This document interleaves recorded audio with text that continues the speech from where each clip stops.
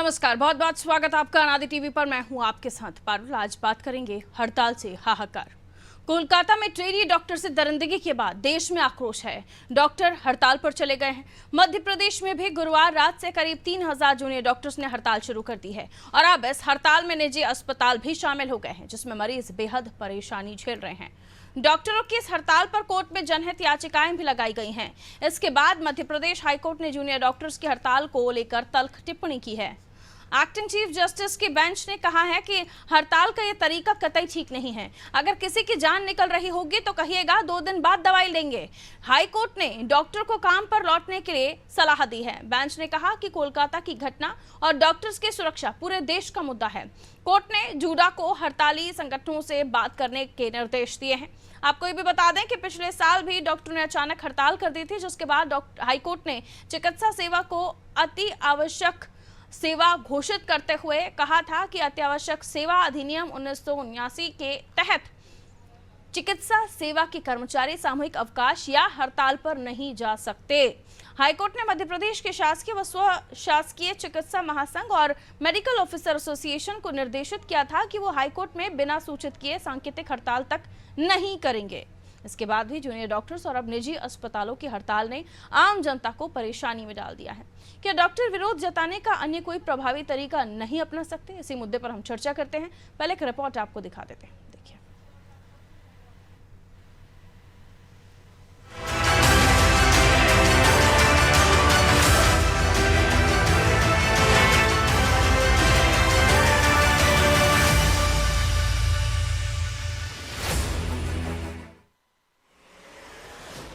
कोलकाता में trainee doctor के साथ हुई दरिंदगी के बाद डॉक्टरों का आक्रोश थमने का नाम नहीं ले रहा है। पूरे देश में इस घटना के खिलाफ डॉक्टर लामबंद हो गए हैं।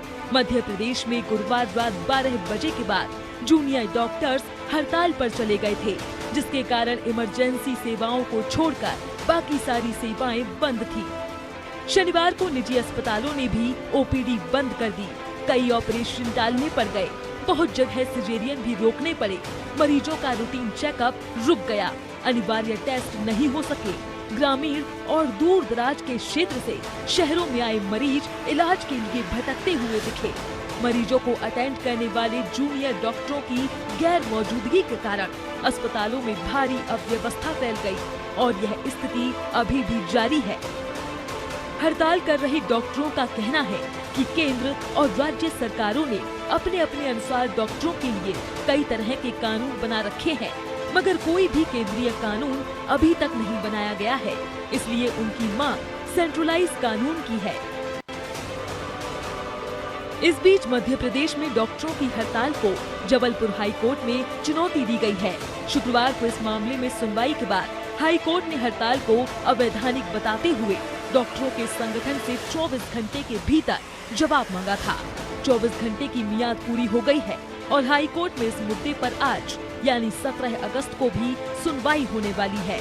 इससे पहले फरवरी 2023 में भी हाई कोर्ट ने डॉक्टरों की हड़ताल को अवैधानिक करार दिया था।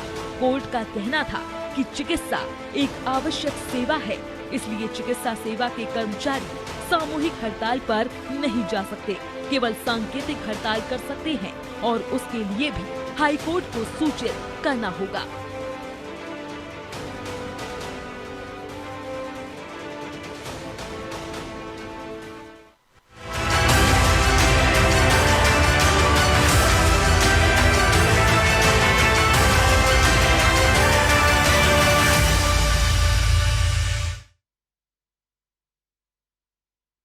और ऐसे में जो डॉक्टर्स हैं वो हाईकोर्ट को बगैर सूचित किए सांकेतिक हड़ताल भी नहीं कर सकते, ये कहना है हाईकोर्ट का भी। अभी हाल ही में जो कोर्ट है उसने कई याचिकाओं पर सुनवाई करते हुए इस मामले में दोबारा से इस बात को दोहराया है। देखिए, जो डॉक्टर्स के साथ घटना हुई, जो महिला डॉक्टर के साथ घटना हुई कोलकाता में, उसके बाद पूरे देश में जो डॉक्टर्स हैं, अब तो शासकीय के साथ साथ प्राइवेट डॉक्टर्स जो हैं, प्राइवेट हॉस्पिटल में बैठने वाले डॉक्टर्स जो हैं, वो भी हड़ताल पर जा रहे हैं। ऐसे में अति आवश्यक सेवाएं, अगर किसी को इमरजेंसी में ऑपरेशन करना पड़ रहा है तो नहीं करेंगे। किसी को हार्ट सर्जरी करनी पड़ रही है, इमरजेंसी है, नहीं करेंगे। तो ये अति आवश्यक सेवाओं में है। ऐसा नहीं है कि प्रशासन को, सरकार को इनकी चिंता नहीं है कि इनकी सुरक्षा भी ज़रूरी है, ये भी एक पहलू है। लेकिन क्या चिकित्सक जो विरोध कर रहे हैं, जिनकी वजह से आम लोगों को परेशानी हो रही है, देखिए आपकी हड़ताल, आपको लगता है कि इसकी वजह से कानून बन जाएगा, ये आपका एक पहलू है। लेकिन आपकी हड़ताल की वजह से कितने लोग जो बहुत ही ज़्यादा अति आवश्यक, जिन्हें चिकित्सकों की ज़रूरत है, उनके साथ जो अन्याय हो रहा है उसका क्या? इसलिए इस मामले में कई सारी ऐसी याचिकाएं भी दाखिल हुई हैं जिस पर कोर्ट ने सुनवाई की, और सुनवाई करते हुए ये बताया गया कि अति आवश्यक सेवाओं में जो चिकित्सा है वो आती है, और ऐसे में डॉक्टर्स को हड़ताल के कोई और तरीकों को अपनाना चाहिए। हड़ताल कर भी रहे हैं तो इसकी इन्फॉर्मेशन, इसकी सूचना हाई कोर्ट को देनी होगी, वो भी सांकेतिक हड़ताल भी अगर करते हैं तो। ये तो सामूहिक हड़ताल पर चलेगा। चलिए, जगह जगह से हमारे सहयोगी हमारे साथ जुड़ रहे हैं, उनकी तरफ हम रुख कर लेते हैं। योगेश इंदौर से हमारे साथ जुड़ रहे हैं, सोमनाथ जबलपुर से हमारे साथ जुड़ रहे हैं, ओम मेवाड़ा हमारे साथ शुजालपुर से बने हुए हैं, अमित श्रीवास्तव अब्दुल्लागंज से हमारे साथ बने हुए हैं, तनुज दीक्षित जी भी हमारे साथ जुड़े हुए हैं, अधिवक्ता हैं आप हाईकोर्ट के। तनुज जी, शुरुआत आपसे ही, क्योंकि कानूनी पहलू इसमें जुड़ते हुए नजर आ रहे हैं कि कोर्ट ने पहले भी एहतियातन कहा था कि जो अति आवश्यक सेवाओं से जुड़े हुए हैं, क्योंकि चिकित्सक, इसलिए इन्हें सांकेतिक हड़ताल के लिए भी परमिशन लेनी होगी। लेकिन ऐसा नहीं हो रहा है। कोलकाता में जो घटना हुई उसके बाद प्रोटेक्शन एक्ट लागू करने की मांग को लेकर डॉक्टर्स हड़ताल पर चले गए हैं, और अब प्राइवेट डॉक्टर्स भी हड़ताल पर चले जाएंगे। तो सर, इमरजेंसी में जो इलाज होना है या किसी की सर्जरी होनी है, बहुत ही अर्जेंसी है, इमरजेंसी है, तो फिर सर वो तो परेशान हो ही रहे हैं, आम जनमानस तो परेशान है। कोर्ट इस पर जो पहले ही इस पर संकेत दे चुका है कि अति आवश्यक सेवाएं हैं, नहीं कर सकते, उसके बावजूद भी ये हो रहा है। ये बुला रहे हैं निश्चित रूप से हाई कोर्ट के पहले भी निर्देश सभी डॉक्टर्स के लिए, साथ ही साथ ये निर्देश जो है हाई कोर्ट में हो रही है, जो भी चीजें हैं। देखिए, लेकिन डॉक्टरों के साथ जो हुआ है उसका विरोध प्रदर्शन करने का एक शायद ये तरीका भी है। और अगर आपको ध्यान जी, आपकी आवाज मुझ तक नहीं पहुंच रही है। बाकी सभी सहयोगी जो हमारे साथ जुड़े हुए हैं, आपकी ऑडियो ऑन एयर है, तो प्लीज इस बात का ध्यान रखिएगा कि प्रोग्राम में अगर कोई और बोल रहा है तो डिस्टर्बेंस होता है, तो इसका सहयोग आपको करना होगा। बाकी हमारे सहयोगी प्लीज इस बात का ध्यान रखें, वरना अपना माइक म्यूट कर लीजिए। तनुज जी, आप प्लीज बोलिए। जी, देखिए पारुल जी, क्या होता है कि जो मैं आपको बता रहा हूँ, हाई कोर्ट के निश्चित रूप से अति आवश्यक इमरजेंसी सुविधाओं के लिए पहले भी निर्देश दिए गए हैं, और हम सभी जानते हैं कि ये जो सेवाएं हैं, ये वाकई में बहुत अर्जेंसी, इमरजेंसी के समय की यूज होने वाली मेडिकल चिकित्सा की जो सेवाएं हैं वो इतनी एसेंशियल होती है। लेकिन देखिए क्या होता है, जो हाईकोर्ट का जो पहले निर्देश है वो एक सीमित निर्देश होता है, एक राज्य तक सीमित होगा, जिसमें उन्होंने ये कहा है कि आपको कोई भी हड़ताल के पहले, एक सांकेतिक हड़ताल के पहले भी एक आपको परमिशन लेने की आवश्यकता है, मेडिकल काउंसिल को जो बताया है। लेकिन आप ये देखिए, देशव्यापी मामला है आज की तारीख में। जो डॉक्टर्स की जो हड़ताल है, ये सिर्फ मध्य प्रदेश इसके साथ में ऐसा नहीं है। हम जानते हैं पश्चिम बंगाल से लगा करके पूरे देश भर में जो घटना हुई बंगाल के अंदर, कलकत्ता के अंदर, उसका विरोध प्रदर्शन किया जा रहा है। और देखिए, विरोध प्रदर्शन करने के सबके अपने अपने तरीके होते हैं। इस बात से भी हम नकार नहीं सकते कि ये हड़ताल जो है महात्मा गांधी जी के समय से लोग करते आ रहे हैं। और हमें याद हो कि आखिरी बड़े हड़ताल जो है कोई बिल लाने के लिए जो है अन्ना हजारे जी ने करी थी 2011 में। तो देखिए, सभी चीजें इसी तरीके से, अगर कोई बड़ा प्रोटेक्शन एक्ट लेकर के आना है, जैसे कि एक डॉक्टर्स प्रोटेक्शन एक्ट है जिसके लिए डिमांड की जा रही है, तो देखिए इस तरह की जो भी चीजें, मुझे लगता है कि जो शायद यही सोच के साथ जो है हड़ताल करके एक प्रदर्शन किया जा रहा है, जिससे इस तरह की कानून को जल्द से जल्द लोकसभा के अंदर पारित करके और डॉक्टरों को भी सुरक्षा मुहैया कराई जाए। जी बिल्कुल। बाकी सहयोगी हमारे साथ जुड़े हुए, कहाँ किस तरह का प्रदर्शन चल रहा है ये हम जान लेंगे। सबसे पहले मैं पालीवाल साहब आपके पास आती हूँ, उसके बाद बाकी सहयोगियों के पास जाऊंगी। पालीवाल साहब, ये बार बार कहा जा रहा है कि क्या कोई और तरीका विरोध का नहीं हो सकता? प्रोटेक्शन एक्ट को लेकर जो जायज मांग है वो उसका तरीका सिर्फ क्या हड़ताल ही है?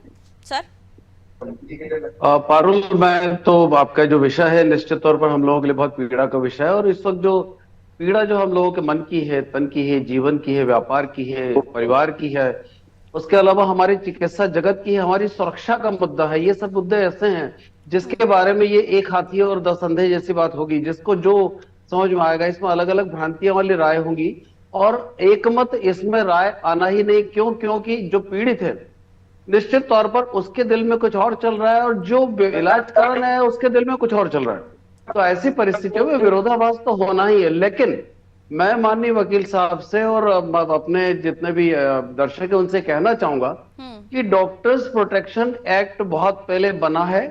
डॉक्टर्स प्रोटेक्शन एक्ट बनने के बरसों तक तो पुलिस वालों को यही मालूम नहीं था कि डॉक्टर्स प्रोटेक्शन एक्ट के नियम कायदे कानून क्या है, उनको कैसे लागू किया जाना चाहिए, क्या क्या धाराएं, ये हम सब लोग चूंकि एसोसिएशन में रहे हमने फेस किया। फिर धीरे धीरे धीरे धीरे उसमें कुछ बदलाव आया, लेकिन कोई क्रांतिकारी बदलाव नहीं आया। कानून जरूर बनता है, लेकिन उस कानून का अनुपालन करने वाला जो सिस्टम है, गवर्नमेंट का सिस्टम है, उस गवर्नमेंट सिस्टम को ही वो उससे वाकिफ नहीं है। और वो उससे पूरी तरह वाकिफ नहीं होने के कारण कभी भी जब डॉक्टर्स के साथ इस तरह का मामला होता है तो कई घंटों तक पहले कानून देखा जाता है, दूसरे पक्ष देखे जाते हैं, फिर हम लोग बताते हैं कि ये निर्णय ऐसा रहा, ये निर्णय ऐसा रहा, तब कहीं जाकर कई प्रकरणों में धाराएं लगती। 70 से 80% डॉक्टर जब इस तरह की परिस्थितियों को का सामना करते हैं तो 70 से 80% तक मामलों में ऐसा होता है कि सिस्टम को, जो कानून का सिस्टम, पुलिस सिस्टम है, जो प्रणाली है, जो शासन है, उसमें बैठे हुए अधिकारियों को और उसमें बैठे हुए सिस्टम को ये नहीं मालूम कि कानून क्या बना, कब बना, उसकी क्या धारा है और उसका अनुपालन कैसे किया जाए। वो इस बारे में कभी भी लचीलापन होने के कारण हम लोग बहुत परेशानियां फेस करते हैं। एक चीज। दूसरी चीज, अब मामला यहाँ आता है कोर्ट का। अदालत का इस देश में सर्वोपरि सम्मान होता आया है, आज भी हो रहा है, कल भी होगा। लेकिन जब आप एक बात बताएं कि जब कोई पीड़ित परिवार इस तरह की परिस्थिति में निर्मित होगा, उस लड़की की हत्या, जिस तरह जघन्य हत्या हुई, कईयों ने उसके साथ रेप किया, उसके बाद उसके शरीर के हाथ पैरों के हालात देख रहे हैं आप कैसे हो गए, कमर की हड्डी तोड़ दी गई, उसकी आंख फोड़ दी गई और लगातार उससे खून रिसा होता रहा। ऐसी परिस्थितियों में निश्चित तौर पर ये क्रिया की प्रतिक्रिया का आक्रोश है। इस आक्रोश को कानून के दायरे में बांधने के बजाय पेशेंट्स अब परेशान हो रहे हैं, जो इमरजेंसी जिनके साथ है, उसका क्या कीजिएगा फिर? तो मैं आपसे सहमत नहीं हूं। मैं अपने चिकित्सालय में बैठा हूं और सारे चिकित्सक लगभग ये मान के चलो अपनी आंतरिक व्यवस्था के साथ बैठे हैं। जहां तक चिकित्सा में किसी की आपात चिकित्सा वाला मामला है, किसी की आपात सर्जरी वाला मामला है, किसी की ज्यादा तकलीफ वाला मामला है, सारे अस्पतालों ने सिर्फ ये बोला है कि हम रूटीन ओपीडी नहीं देखेंगे, जिसको आज की जगह कल देखा जा सकता है, परसों देखा जा सकता है। रूटीन ऑपरेशन नहीं करेंगे। जानलेवा परिस्थिति की सारी इमरजेंसी डील हो रही है और जानलेवा परिस्थिति में बचाने के लिए जितने भी आवश्यक ऑपरेशन है सब हो रहे हैं। इसको गलत एंगल से देखा गया और गलत एंगल से प्रदर्शित किया गया और दिखाया गया। मुझे इसकी तकलीफ है। सर, जो आपने कहा मैं आपकी बात से सहमत हूं, लेकिन इसके अलावा कल जब हम इस कार्यक्रम को कर रहे थे तो इसी कार्यक्रम में एक पेशेंट से लाइव हमारी बात हो रही थी जो हमीदिया हॉस्पिटल से बाहर निकल रहे थे। उनका कहना है अब ओपीडी तो बंद हो गया, अब मैं जा रहा हूं, जो पुराना पर्चा है उसी से मेडिकल की दवाई ले लूंगा। तो ये भी तो इसके साइड इफेक्ट हैं। ठीक है, लौट रही हूँ सर आपके पास। ओम हमारे साथ शुजालपुर से जुड़े हुए हैं, हमारे बाकी सहयोगी भी जुड़े हुए हैं। इंदौर की तरफ पहले रुक कर लेते हैं। इंदौर में क्या स्थिति बन रही है डॉक्टर्स की हड़ताल को लेकर? योगेश, देखिए पर इंदौर शहर में भी लगभग जितने भी डॉक्टर थे वो हड़ताल पर है और कहा जा रहा है कि कुछ डॉक्टर जो है अपना क्लिनिक खोले हुए हड़ताल जारी है। आईएमए के समर्थन के बाद में पूरे मध्य प्रदेश में सारे डॉक्टर, चाहे प्राइवेट हॉस्पिटल के डॉक्टर हो चाहे सरकारी, हालांकि जिला प्रशासन ने, स्वास्थ्य विभाग ने, जो मेडिकल कॉलेज का जो स्टाफ है, जो टीचर थे, इमरजेंसी सेवाओं के लिए लगाया गया है और ओपीडी सेवाएं जरूर बंद की गई। लेकिन ओपीडी सेवाएं बंद होने के बावजूद भी कई सारे मरीज ऐसे हैं जो परेशान हो रहे हैं। कल भी 2 घंटे की हड़ताल थी और आज भी सुबह 6 बजे से लेकर कल सुबह 6 बजे तक हड़ताल है। तो ऐसे में क्या है, ऐसे में ओपीडी बंद है लेकिन सारे डॉक्टर छुट्टी पर है। कल छुट्टी में कहा जाए कि छुट्टी पर और क्लिनिक बंद है। अगर कोई इमरजेंसी सेवा है तो या तो सरकारी अस्पताल का थ्रू करेगा। सरकारी अस्पताल में भीड़, बहुत बड़ी संख्या में भीड़ है क्योंकि देखने मरीज 10 है, देखने वाले 2, पहले 10 मरीज 5 डॉक्टर होते थे, लेकिन अब क्योंकि अब मरीज बढ़ गए और डॉक्टर कम है। हमारे साथ डॉक्टर दीपक जाजू है, शहरी रश्मि जी से बात करेंगे। रश्मि जी, एक महिला के साथ इस तरह का हुआ, अब एक महिला होने के नाते, एक डॉक्टर होने के नाते क्या इस तरह का विरोध जरूरी है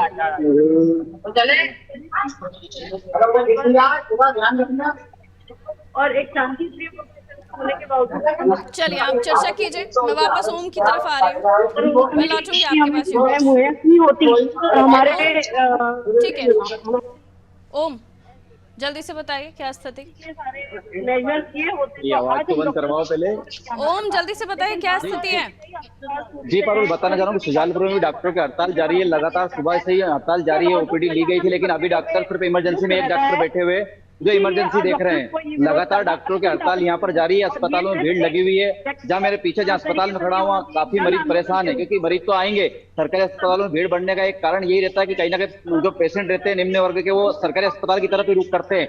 लेकिन यहाँ डॉक्टर मौजूद नहीं है। सिर्फ एक डॉक्टर इमरजेंसी में मौजूद बैठे हुए हैं, जो इमरजेंसी क्रिटिकल स्थिति में देख सकते हैं। सिर्फ पारुल।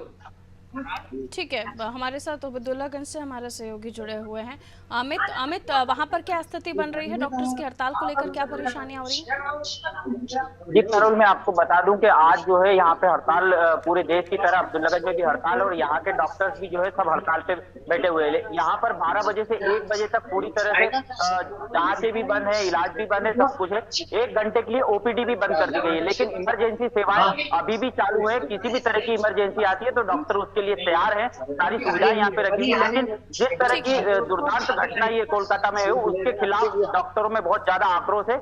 मेरे साथ कुछ डॉक्टर के स्टाफ भी, हम उनसे बात करेंगे। मैडम, किस तरह का विरोध आप कर रहे हैं? सर, किस तरह का विरोध आप कर रहे हैं? चलिए, बहुत शुक्रिया आप सभी का हमारे साथ जुड़ने के लिए। तनुज जी हमारे साथ बने हुए हैं, हमारे साथ डॉक्टर पालीवाल साहब बने हुए हैं, उनसे हम आगे चर्चा को लिए जाएंगे। और तनुज जी, आप चूंकि ये एक दिन की बात तो कर रहे हैं, लेकिन अगर ये बढ़ता है, लेकिन बाकी सभी को म्यूट कर दीजिए और उनको डिस्कनेक्ट कर दीजिए प्लीज। तनु जी, जो अगर एक दिन की हड़ताल है और उसके बाद ये एक्सटेंड होता है, तो क्या उस मामले में कोर्ट हस्तक्षेप करेगा या फिर ये हड़ताल यूं ही जारी रहेगी? सर, ये जो बहुत अच्छी जानकारी है वो यही है कि इसमें ओपीडी जो है कुछ समय के लिए बंद करी है। OPD is not an emergency services, तो वो चीज एक बहुत मैटर करती है। और देखिए, अभी मेरा एक चीज ये कहना है कि जब एक दिन की हड़ताल की घोषणा हुई है तो मुझे नहीं लगता कि वो और आगे एक्सटेंडेड होगी, क्योंकि अगर ऐसा होता तो शुरू से ही वो प्लान वे में 2 दिन 3 दिन या अत्यधिक दिनों के लिए होती। एक दिन की हड़ताल है। साथ ही साथ मैं आपको बता दूं, 2022 में जिस बिल के बारे में चर्चा हो रही थी, एक्ट के बारे में चर्चा हो रही थी, prevention of violence for health care professional and clinical establishment bill 2022, ऐसा एक बिल है हमारे यहाँ पर जो डॉक्टर्स और अस्पतालों की सुरक्षाओं के लिए है। लेकिन देखिए, उसके अतिरिक्त भी हम ये पूछते हैं, आज जो घटना कलकत्ता में हुई, वहां कहाँ सुरक्षा मुहैया कराई गई? क्या हमारे डॉक्टर्स, खास करके फीमेल डॉक्टर्स, क्या इतने अनसेफ है आज के इतने कानून आने के बावजूद भी, कि जो इस तरीके से चीजें हो रही हैं? तो मुझे लगता है कि निश्चित रूप से कानून के अंदर भी और सख्ती की आवश्यकताएं हैं और सुरक्षा मुहैया कराने की आवश्यकताएं हैं, जिसके चलते भविष्य में ऐसी कोई भी घटना कभी हो ही ना, इसकी पूरी ध्यान विशेष रूप से हेल्थ केयर प्रोफेशनल्स के लिए, डॉक्टर्स के लिए बिल्कुल रखने की आवश्यकता है। पारुल जी। जी बिल्कुल। पालीवाल साहब, आप क्या कहना चाहेंगे? डॉक्टर साहब, आप क्या कहना चाहेंगे तनुज जी की बातों पर? पारुल, मैं तो इतना ही कहना चाहूंगा कि देखिए, ये सारा का सारा मामला भावना और संभावनाओं को लेकर है। भावनाएं निश्चित तौर पर इस तरह की परिस्थितियों को उबाल लेंगी और उबाल ले रही हैं, जिन्हें रोका नहीं जा सकता। दूसरा दुर्भाग्य की बात यह कि अलग अलग प्रदेशों में हाईकोर्ट का इसमें रवैया अलग अलग है। ऐसे में जब बाकी प्रदेशों का रवैया, यदि से मध्य प्रदेश के हाईकोर्ट का रवैया अलग मिलेगा, तो फिर हम सब लोग कानून की के दायरे में काम करना चाहते हैं, और कभी भी हम बाहें भी चढ़ाएंगे तो कानून के दायरे में चढ़ाएंगे। लेकिन ऐसे में मुझे ये बताएं कि क्या हम हाईकोर्ट मध्य प्रदेश की बात को सही माने या अन्य हाईकोर्ट जो इस पे जो स्टेप्स ले रहे हैं उसके बात को माने? उनमें हाईकोर्ट के निर्णयों में भी मुझे कहीं कहीं आंशिक विरोधाभास दिखता है। तो मैं इस बारे में यही कहना चाहूंगा कि इस मामले को और बड़े लेवल पर ले जाना चाहिए और इसमें एक तार्किक निर्णय होना चाहिए। तथ्य सत्य यह है कि जो पीड़ित होता है, जैसे पारुल जी, आप एक लड़की हैं, आप कल्पना कीजिए कि किसी लड़की के साथ जिस तरह की परिस्थितियां आप काम के कार्यस्थल पर होती है, वो परिस्थितियां कितनी खराब रहती हैं। छोटे और मझोले प्रकरणों में कई बार वो प्रकरण या तो दबा दिए जाते हैं, या जिसके साथ घटना घटती है वो खुद की इज्जत की खातिर चुप हो जाता है, थोड़ा बहुत हंगामे के बाद शांत हो जाते हैं। जब बहुत बड़ा, ये निर्भया की तरह प्रकरण है, जब बहुत बड़ा कोई प्रकरण हो जाता है और उसके बाद आप बोलें कि नहीं, हमारा खून नहीं खोले, हम शांत रहें, हम सेवा करें, हम मानवता के प्रति समर्पित रहें, तो मानवता की रक्षा करने वाले चिकित्सकों की कौन सी रक्षा हो रही है? आपका ये भी एक बहुत बड़ा प्रश्न है।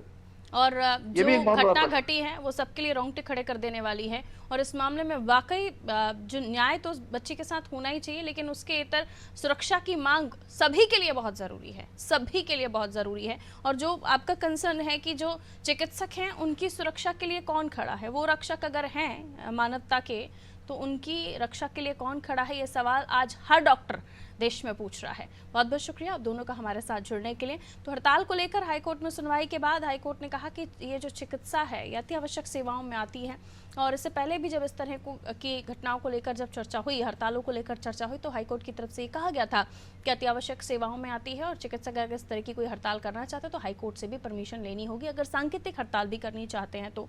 हालांकि ओपीडीज बंद हैं, बाकी सारी इमरजेंसी सर्विसेज को डॉक्टर्स अंजाम दे रहे हैं, उन्हें वो अपना काम कर रहे हैं। और डॉक्टर्स का भी एक तरफ आके कहना ये है कि अगर उनके साथ या डॉक्टर्स के साथ ड्यूटी आवर्स में वर्किंग प्लेस पर अगर इस तरह की घटना हो रही है तो उनकी रक्षा करने वाला कौन है, इसी को लेकर ये आक्रोशित है। और ये प्रदर्शन संदेश के रूप में और चेताने के रूप में भी जाए, इसलिए ये कोशिश कर रहे हैं कि जल्द से जल्द इन्हें प्रोटेक्शन के लिए प्रोटेक्शन एक्ट लागू करने के साथ साथ जो तमाम नियम हैं उस प्रोटेक्शन एक्ट में उसे भी फॉलो किया जाए, लेकिन शायद वो नहीं हो रहा था, इसलिए डॉक्टर आक्रोशित दिखाई दे रहे हैं। इसी के साथ दीजिए मुझे इजाज़त, देखते रहिए अनादि टीवी। नमस्कार।